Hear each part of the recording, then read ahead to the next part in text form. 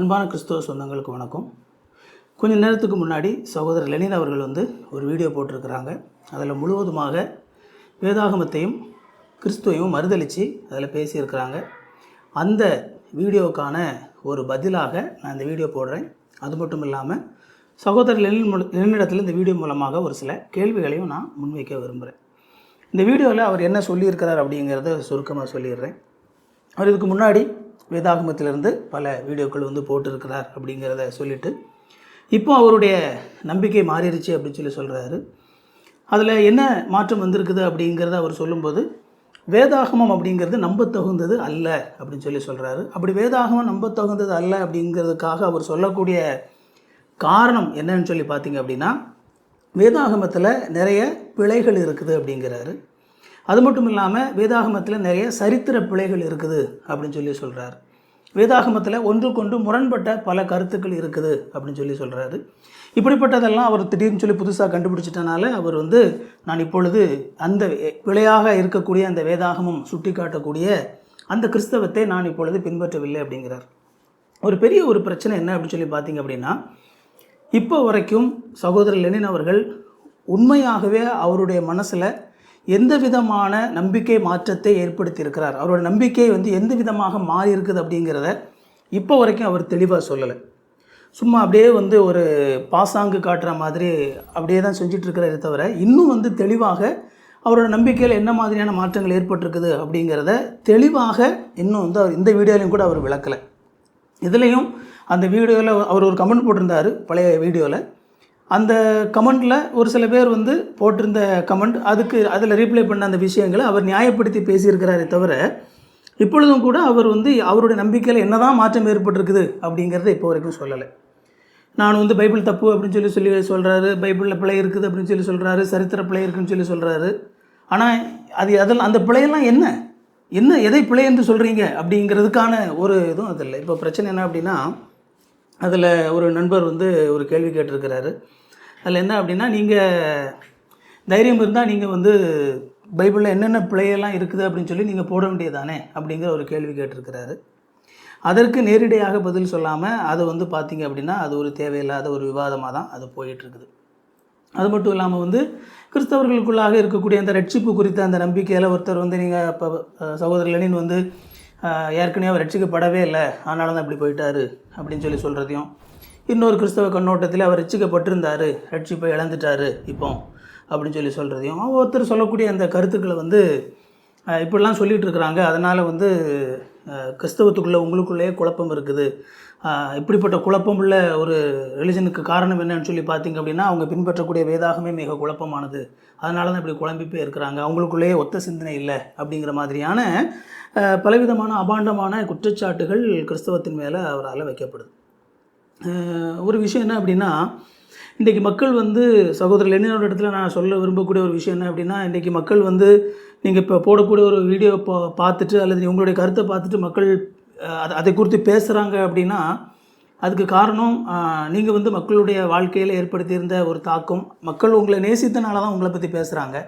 நீங்கள் உங்களுடைய வாழ்க்கையில் பல நபர்களுக்கு வேதாகமத்தில் உள்ள பல காரியங்களை கற்றுக் கொடுத்துருக்கீங்க. அந்த நிலையில் மக்கள் உங்களுடைய இந்த மனமாற்றத்தை அவர்களால் தாங்க முடியாமல் உங்களுடைய அல்லது அதை பின்மாற்றமாக மனமாற்றமாக எந்த பேர் வேணாலும் நீங்கள் வச்சுக்கோங்க, அதை தாங்க முடியாமல் மக்கள் அதை வேறு விதங்களில் எக்ஸ்ப்ரெஸ் பண்ணுறாங்க. ஸோ மக்கள் உங்களை நேசித்ததற்கு நீங்கள் அவங்களுக்கு திரும்ப கொடுத்துருக்கிறது இதுதான். அது ஒரு பக்கம் இருக்கட்டும். ஆனால் இப்போ வரைக்கும் பிரச்சனை என்னன்னு சொல்லி பார்த்தீங்க அப்படின்னா, நான் இதை நம்பலை அதை நம்பலை இப்படின்னு சொல்லி அவர் பழி தான் சொல்லிகிட்டு இருக்கிறாரே தவிர இப்போ வரைக்கும் அவர் எக்ஸாக்டாக என்ன தான் அது தப்பு அப்படின்னு சொல்லி சொல்கிறாரு அப்படிங்கிறத இன்ன வரைக்கும் வீடியோ எல்லாம் எதுவுமே தெளிவாக சொல்லலை. இப்போது நீங்கள் வேதாகமம் தவறு அப்படின்னு சொல்லிட்டு சொல்லியிருக்கீங்க, நல்ல விஷயம். ஆனால் அதே நேரத்தில் வேதாகமம் தவறுன்னு சொல்லி சொல்கிறீங்க அப்படின்னா, நீங்கள் இப்படிப்பட்ட ஒரு வீடியோ போடுறதுக்கு முன்னாடி அல்லது நீங்கள் உங்களுடைய மனதில் ஒரு மாற்றம் ஏற்பட்டிருக்குது அப்படின்னா அந்த மாற்றத்தை வெளிப்படையாக நீங்கள் அறிவிக்கிறதுக்கு முன்னாடி முடிந்த அளவுக்கு நீங்கள் அது உண்மையாகவே தவறு தானா, நம்ம தவறுன்னு சொல்லி நினைக்கக்கூடிய விஷயங்கள் உண்மையாகவே தவறு தானா அப்படிங்கிறத மிக நன்றாக ஆராய்ச்சி பண்ணி அதை தெளிவுபடுத்திட்டு அதுக்கப்புறமா நீங்கள் என்ன செஞ்சுருக்கலாம்னா பேசியிருக்கலாம், அல்லது இதை குறித்து வந்து மற்ற நபர்களிடத்தில் நீங்கள் உதவி கேட்டிருக்கலாம் அதெல்லாம் நீங்கள் செஞ்சீங்களா அப்படின்னு சொல்லி எனக்கு தெரியல. இப்போ இதில் பிரச்சனை என்ன அப்படின்னு சொல்லி பார்த்தீங்க அப்படின்னா, அவங்க கேட்குறதுல, அதாவது மக்கள் கேட்குறதுல தப்பே கிடையாது. ஏன்னா நீங்கள் ஒரு பொது தளத்தில் இவ்வளோ நாள் நீங்கள் சொன்ன மாதிரி நான் இத்தனை வருடம் வந்து கிறிஸ்தவத்தை இப்போ கிறிஸ்தவத்தை நான் வந்து போதித்திருக்கிறேன், யூடியூப்பில் வந்து இத்தனை வருடங்கள் நான் வந்து பேசியிருக்கிறேன்னு சொல்லி சொல்கிறீங்க. அது என்ன அர்த்தம் அப்படின்னா, நீங்கள் பொது தளத்தில் இவ்வளோ நாள் இயங்கி இருக்கிறீங்க. பொது தளத்தில் நீங்கள் ஒரு சில காரியங்களை மக்களுக்கு கற்றுக் கொடுத்துருக்கீங்க. அப்படி கற்றுக் கொடுக்கும் பொழுது இன்றைக்கி உங்களுடைய நம்பிக்கை மாறி இருக்குது அப்படின்னா, அந்த நம்பிக்கை மாற்றம் எப்படிப்பட்டது அப்படிங்கிறத மிக தெளிவாக வந்து மக்களுக்கு சொல்கிறதுக்கான கடமை உங்களுக்கு இருக்குது. சும்மா வந்து எந்த ஒரு பதிலுமே சொல்லாமல் சும்மா ஒரு குழப்பவாதியாகவே இருந்து கொண்டு எதனால் உங்களுடைய நம்பிக்கை மாறிச்சு அப்படிங்கிறத தெளிவாக சொல்லாமல், நான் மாறிட்டேன், பைபிளில் தப்பு இருக்குது, முரண்பாடு இருக்குது, பிழை இருக்குது அப்படின்னு சொல்லிட்டு அதை மட்டும் இப்படி சொல்லிகிட்டு இருந்தீங்க அப்படின்னா, மக்களுக்கு ரைட்ஸ் இருக்குது அதை கேட்குறதுக்கு.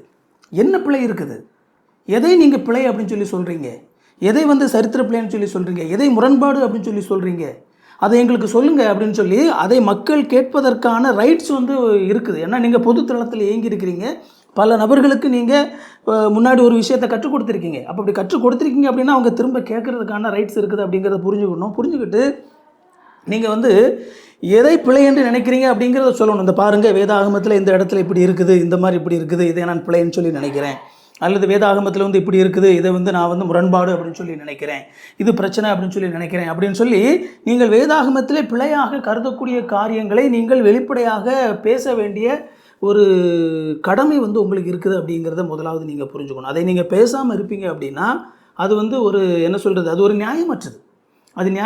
அதனால் என்னமோ நீங்கள் வந்து அதை பேசாமல் இருப்பதனால நாம் ஏதோ மக்களுக்கு நன்மை செய்கிறோம் அப்படின்லாம் நீங்கள் நினைக்க வேண்டிய அவசியம் கிடையாது. நம்ம இதெல்லாம் பேசிட்டா ஏற்கனவே நம்பிக்கையில் இப்படி சரியான நம்பிக்கையில் இருக்கிற மக்கள்லாம் ஐயோ தப்பாக போயிடுவாங்க, நம்மளே மாதிரியே எல்லாருமே வந்து வேதாகமத்தை புறக்கணிச்சிருவாங்க அப்படிங்கிற மாதிரியான பயமெல்லாம் உங்களுக்கு இருக்க வேண்டிய அவசியம் கிடையாது. ஏன்னா இந்த மாதிரி வேதாகமத்தை மறுத்தும் அல்லது வேதாகமத்தில் தவறுகள் இருக்குன்னு சொல்லியும் சொல்லக்கூடிய முதலாள் ஒன்றும் நீங்கள் கிடையாது இல்லையா? ஏற்கனவே வரலாறு முழுக்கவே வந்து வேதாகமத்திலே வந்து இப்படி இந்த மாதிரி இருக்குதுன்னு சொல்லி பல நபர்களால் சுட்டி காட்டப்படக்கூடிய விஷயந்தான்.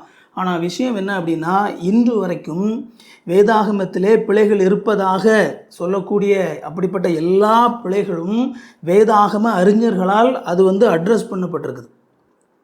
பிழை என்று மற்ற நபர்கள் சொல்லக்கூடிய எல்லா காரியங்களுக்கும் வேதாகமத்திலே வந்து வேதாகம அறிஞர்களாலேயும் ஆராய்ச்சியாளர்களாலேயும் அதற்கு போதுமான அளவுக்கு திருப்திகரமான அளவுக்கான பதில்கள் சொல்லப்பட்டிருக்குது.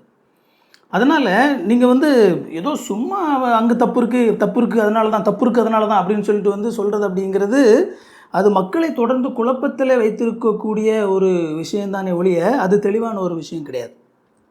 நீங்கள் வந்து இப்போ முதல்ல அந்த உன்னத பாட்டு புத்தகத்தில் தப்பு இருக்குது அப்படின்னு சொல்லிட்டு வந்து ஒரு வீடியோ நீங்கள் போட்டிங்க. அதுக்கப்புறம் பார்த்தீங்க அப்படின்னா தமிழ் கிறிஸ்தவம் முழுக்க இருக்க பல நபர்கள் உன்னத பாட்டிலே தவறு இருப்பதாக சகோதரர் லெனின் அவர்கள் வந்து சொல்கிறாங்க. ஆனால் உன்னத பாட்டு புத்தகத்தை எப்படி பார்க்க வேண்டும் அப்படின்னு சொல்லி பல்வேறுபட்ட தரப்பிலிருந்து அதற்கான பதில்கள் கொடுக்கப்பட்டது. அப்போ அதை வந்து அந்த சரியான நீங்கள் தவறு என்று சொன்ன அந்த விஷயத்தை தெளிவுபடுத்தி பல நபர்கள் பேசின பொழுது அப்போ அதில் இருக்கிற அந்த உன்னத பாட்டு அப்படிங்கிற புத்தகம் எதனால வேதாகமத்தில் இருக்குது அப்படிங்கிறதுக்கான அந்த நியாயத்தை மக்கள் புரிந்து கொண்டாங்க. அப்போது அதை நீங்கள் சொல்ல வேண்டிய, நீங்கள் எது தப்பு அப்படின்னு சொல்லி தப்புக்குன்னு சொல்லி சொல்கிற நீங்கள் அதை தப்பு இருக்குது, எது தப்பு அப்படின்னு சொல்லி சொல்ல வேண்டிய கடமை உங்களுக்கு இருக்குது. அது நீங்கள் தப்புன்னு சொன்னீங்க அப்படின்னா அது தப்பு இல்லை, அது வந்து சரியான விதத்திலே எப்படி வேதாகம அறிஞர்களால் அது பார்க்கப்படுகிறது இல்லையா, வேதாகம தொல்லியல் அறிஞர்களால் அது என்ன கண்ணோட்டத்தில் அணுகப்படுகிறது இல்லையா, வரலாற்று ஆய்வாளர்களால் இது எப்படி அணுகப்படுகிறது, அதில் ஏன் எந்த ஒரு பிரச்சனையுமே இல்லை அப்படிங்கிறத பேசக்கூடிய உரிமையும் எங்களுக்கு இருக்குது.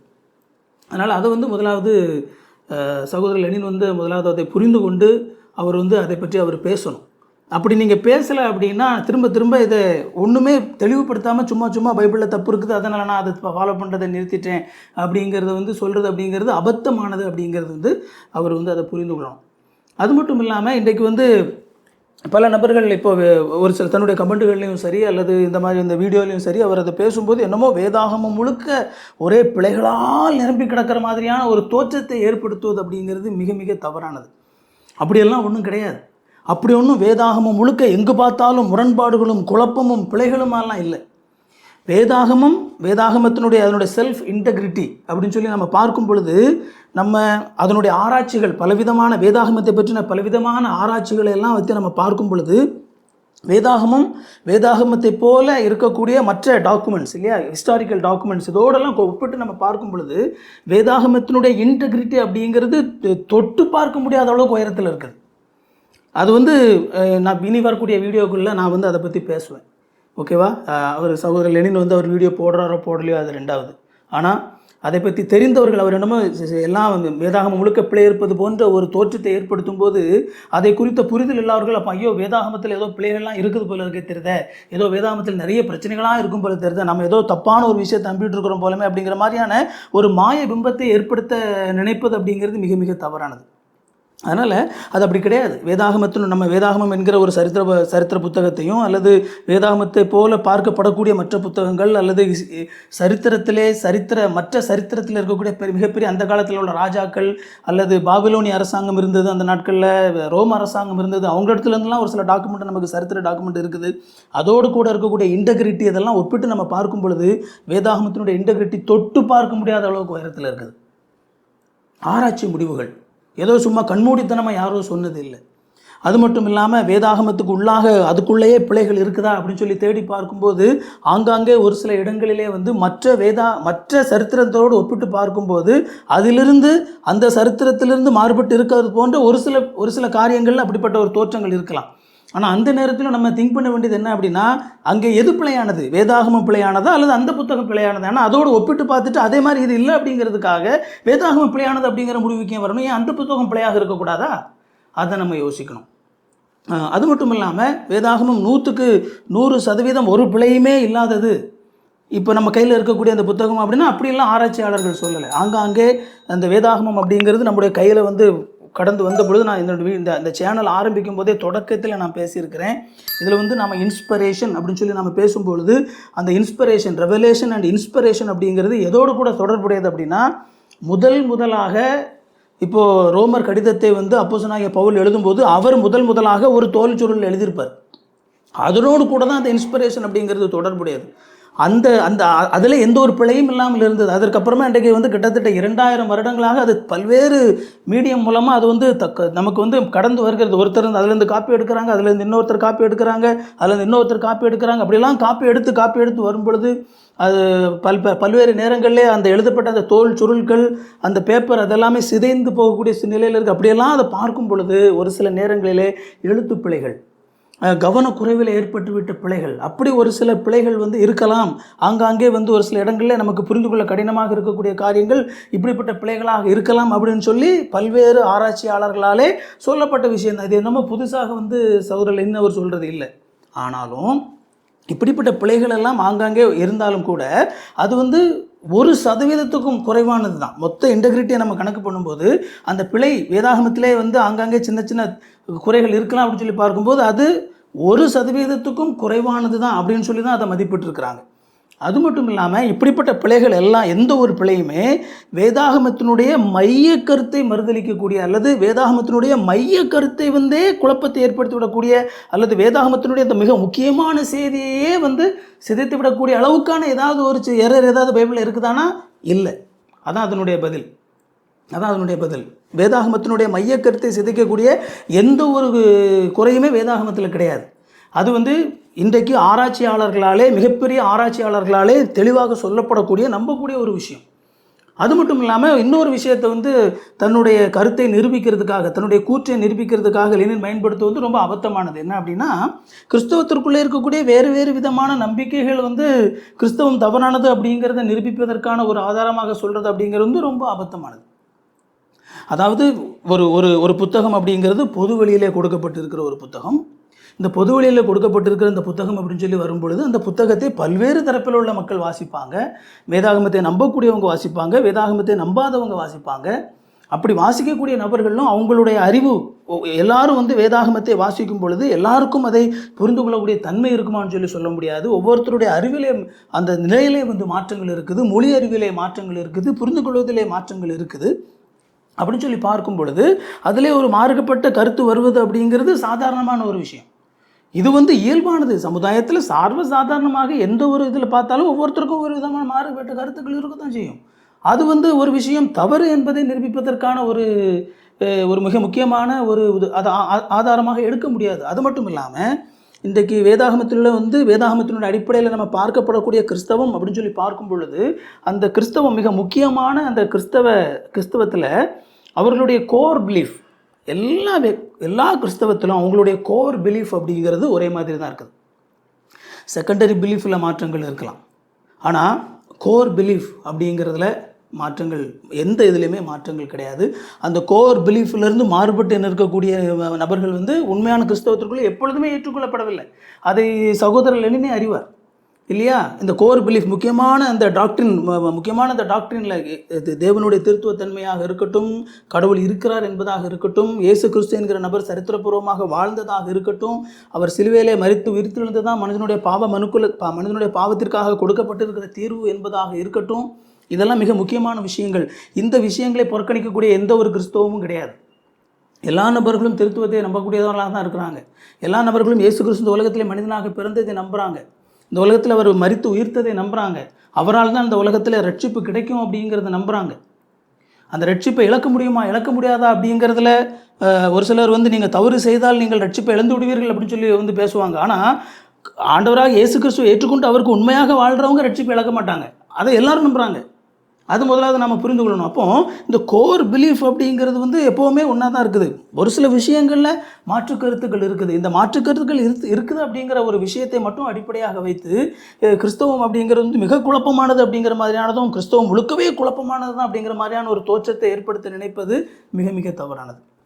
நீங்கள் வேணுமானால் இருக்கக்கூடிய எல்லா டினாமினேஷனில் இருக்கக்கூடிய முக்கியமான அந்த வேதாகமத்தை பற்றி அவங்களோட மைய கோட்பாடுகளை நீங்கள் சோதித்து பாருங்கள். அது எதுலேயுமே கிறிஸ்தவத்துக்குள்ளே மாற்றம் கிடையாது. ஈவன் ரோமன் கத்தோலிக்க திருச்சபை எடுத்துக்கொண்டாலும் கூட, ரோமன் கத்தோலிக்க திருச்சபையிலே மரியாள் என்று அவர்கள் நம்பக்கூடிய அந்த காரியமும், அதுக்கப்புறமாக அவர்கள் மற்ற புனிதர்களை வணங்கக்கூடிய அந்த காரியமும், அப்படிப்பட்ட ஒரு சில காரியங்களுக்கு அப்பாற்பட்டு அதை விலக்கி வைத்து விட்டு நீங்கள் ரோமன் கத்தோலிக்க திருச்சபை இறையில நீங்கள் வாசித்து பாருங்கள், ஒரு வித்தியாசமும் கிடையாது. அவர்களும் திருத்துவத்தை நம்புகிறார்கள். இயேசு கிறிஸ்து இந்த உலகத்திலே இயேசு கிறிஸ்து கடவுளாகவும் மனிதனாகவும் இருந்தார் என்பதையும், அவருடைய பிறப்பையும் உயிர்ப்பையும் அவர் மூலமாக மட்டும்தான் ரட்சிப்பு உண்டு என்பதையும், தூய ஆவியானவருடைய அருட்பொழிவு எல்லாவற்றையும் ரோமன் கத்தோலிக்க திருச்சபையை நம்ப தான் செய்கிறாங்க. இந்த மாதிரி மைய கருத்தில் எந்த திருச்சபையுமே மாறுபடவில்லை. அதனால் குழப்பத்தோடு இருக்கிறோம் அப்படிங்கிறதுலாம் இல்லை, ஒரு குழப்பமும் கிடையாது, ஒரு நம்பிக்கையில் கிடையாது. மாறுபட்ட எண்ணங்கள், ஒரு சில காரியங்கள்லேயே எங்களுக்குள்ளே மாறுபட்ட கருத்துக்கள் இருக்குது. அந்த மாறுபட்ட கருத்துக்களை கிறிஸ்தவத்திற்குள்ளாக ஒருவருக்குள் இருக்கக்கூடிய அந்த கருத்துக்களை மதிக்க நாங்கள் கற்றுக்கொண்டு இருக்கிறோம், அவ்வளவுதான். We respect each others opinions. So we respectfully agree to disagree அப்படின்னு சொல்லுவாங்க. அதாவது நாங்கள் மரியாதையோடு இன்னொருத்தருடைய வேறு ஒரு பார்வையை நாங்கள் மதிக்கிறோம். ஓகேப்பா, நீ இந்த மாதிரி நம்பிக்கிட்டு இருக்கிறியா, எங்களோடு கூட ஒத்து வர முடியாதுன்னு சொல்லி நினைக்கிறியா, நீ ஒரு பிரிவை ஆரம்பித்துக்கொள், அவ்வளவுதான். இல்லை நான் நம்புகிற மாதிரி தான் நீ நம்பணும், இந்த விஷயத்தில் நீ தான் நான் உன்னை புறக்கணிச்சிருவேன் அப்படின்லாம் இல்லை. ஓகே, முக்கியமான கருத்தில் நம்ம ஒன்றுபடுகிறோமா, ரைட், பரவாயில்ல. எந்த ஒரு விஷயத்தில் நீ மாறுபட்டு நிற்கிறியா, இன்னொரு பிரிவை ஆரம்பித்து உன்னுடைய நம்பிக்கையை பற்றி நீ மக்களுக்கு சொல்லி நீ அது மூலமாக நீ அப்படிப்பட்ட ஒரு கிறிஸ்தவத்தை பரப்ப வேண்டும் என்று நினைக்கிறாயா, செய்து கொள். அப்போ இது என்னது? இது ஆண்டவர் மனிதனுக்கு கொடுத்திருக்கிற ஒரு சுதந்திரம். அந்த சுதந்திரத்தை நாங்கள் எக்ஸ்டெண்ட் பண்ணுறோம், அவ்வளோதான். ஓகேப்பா, சந்தோஷமாக செய்யணும். அதுக்காக நான் அவங்ககிட்ட சட்டையை பிடிச்சிட்டு நீ இப்படி செய்யக்கூடாது, நான் நம்புற மாதிரி நம்பினா மட்டும் தான் நீ என் கூட இருக்கணும், இல்லைனாக்கி நான் உன்னைய என்ன வேணாலும் செய்வேன்னு சொல்லி த்ரெட்டன் பண்ணுறது. அப்போது எவ்வளவு மதிப்புமிக்க மரியாதை கொடுக்கக்கூடிய ஒரு ஒரு பிரிவாக, ஒரு மார்க்கமாக கிறிஸ்தவ மார்க்கம் இருக்குது அப்படிங்கிறதுக்கான ஒரு அடையாளமாகத்தான் இத்தனை பிரிவுகளும் இருக்கிறதே தவிர, இது கிறிஸ்தவத்துக்குள்ளாக இருக்கக்கூடிய குழப்பத்தை சொல்லக்கூடிய விஷயம் கிடையாது அப்படிங்கிறத தெளிவாக புரிந்து கொள்ள வேண்டும். அடிமைப்படுத்தி மிரட்டி பயங்காட்டி நாங்கள்லாம் ஒன்றா தான் இருப்போம் அப்படி இல்லைன்னு சொல்லி அப்படிப்பட்ட நிலையில் இல்லாமல் மரியாதையோடு ஓகேப்பா அப்படின்னு சொல்லி ஒரு விடுதலை உணர்வோடு இருக்கக்கூடிய நபர்களாக நாங்கள் இருக்கிறோம், அவ்வளோதான். அதுதான் அதனுடைய அர்த்தம். அதனால் ஒரு ஸ்கூல் அப்படின்னு சொல்லி இருந்துச்சுன்னா ஒவ்வொரு ஸ்கூல்லையும் ஒரு சில விஷயங்களை கொஞ்சம் கொஞ்சம் வேறு மாதிரி கற்றுக் கொடுப்பாங்க. அதுக்காக முழுவதுமாக மாறிடுச்சு அப்படிங்கிறது இல்லை. கொஞ்சம் கொஞ்சம் சிலபஸில் கற்றுக் கொடுக்குற விதங்களில் மாறுபாடு இருக்கும். ஆனால் கடைசியில் என்ன கற்றுக் கொடுக்குறாங்கன்னு சொல்லி பார்த்தீங்கன்னா அது ஒன்று தான், 1+1 2 தான். அது மெட்ரிகுலேஷனில் போனாலும் 1+1 2 தான். நீங்கள் கவர்மெண்ட் ஸ்கூலில் படித்தாலும் 1+1 2 தான். இல்லை சிபிஎஸ்சியில் படித்தாலும் 1+1 2 தான். இன்டர்நேஷனல் ஸ்கூலில் படித்தாலும் 1+1 2 தான். அதை சொல்லிக் கொடுக்குற விதம் வேறு மாதிரி இருக்கலாம். அப்படித்தான் நாம் இந்த கிறிஸ்தவத்திற்குள்ளாக இருக்கக்கூடிய பிரிவுகளை நாம் பார்க்க வேண்டுமே தவிர இது ஏதோ குழப்பத்தின் இது கிடையாது அப்படிங்கிறத நாம் புரிந்து கொள்ள வேண்டும். அதனால் சகோதரர் லெனின் அவர்களுக்கு நான் இதன் மூலமாக வைக்கக்கூடிய ஒரு விண்ணப்பம் என்ன அப்படின்னா, நீங்கள் எது தப்புன்னு சொல்லி நினைக்கிறீங்களோ அதை போடுங்க, தைரியமாக நீங்கள் போடலாம், பயப்பட வேண்டிய அவசியம் இல்லை. அதற்கு பதில் சொல்வதற்கு நாங்கள் இருக்கிறோம். அதனால் இந்த வீடியோவில் பேசின விஷயங்கள் இதை குறித்த ஒரு குழப்பத்தோடு இருக்கக்கூடிய பல நபர்களுக்கு இது பயனுள்ளதாக இருந்திருக்கும் அப்படின்னு சொல்லி நம்புகிறேன். மீண்டும் இன்னொரு வீடியோவில் சந்திப்போம். தேங்க்யூ. God bless you.